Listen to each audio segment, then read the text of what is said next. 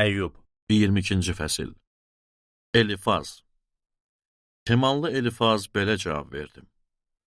İnsan Allaha fayda verə bilərmi? Müdrik adam ona fayda verərmi? Sənin salihliyindən külli ixtiyar nə ləzzət alır? Sənin düz həyat tərzinin ona nə faydası var? Səni tənbih eləməsi, mübarizə aparması ondan qorxduğun üçündürmü? Pisliyin böyük deyilmi, təqsirin hədsiz deyilmi? Çünki qardaşlarından səbəbsiz girov aldın, onları lüt qoydun, yorğuna bir içim su vermədin, ac olandan çörəyini əsirgədin, qol gücünlə ölkəyə sahib oldun, hörmətli insan kimi orada yaşadın, dul qadınları əliboş qaytardın, yetimlərin qol qanadını qırdın, ona görə hər yanını tələlər bürüyüb, qəfil qorxu səni dəhşətləndirib, hər şeyə qara vurub görmürsən, sellərdə boğulursan, Allah göylərdə, ucalarda deyilmi? Ən uzaq ulduzlara bir nəzər sal, gör nə qədər ucalarda yerləşib. Amma deyirsən, Allah nə bilir?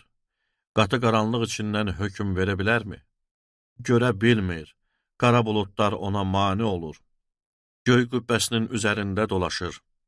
Pis adamların gəzdiyi köhnə yolu mu tutacaqsan?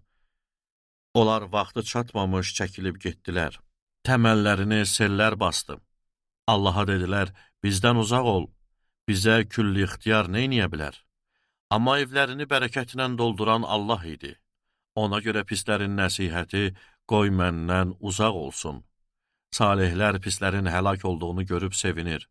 Günahsızlar onlara belə istehza eləyir. Düşmənlərimiz yox oldu, onlardan nə qaldısa yanıb kül oldu. Allahla barışıb dost olsan, xeyir taparsan. Onun ağzından çıxan təlimi qəbul elə, onun sözlərini qəlbində saxla. Külli ixtiyara tərəf dönsən, əvvəlki halına düşərsən. Çadırın şərdən uzaq olsa, qızılını torpağa, ofir qızılını dərədəki çınqıllığa atsan, külli ixtiyar sənin qızılın olar, qiymətli gümüşün olar. Onda külli ixtiyardan zövq alarsan, Allaha üz tutarsan. Ona yalvarsan, səni eşidər.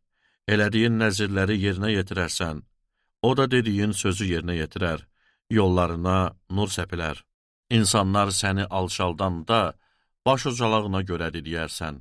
Çünki Allah itaətkarları xilas eləyər. O günahsız olmayanı belə qutarar.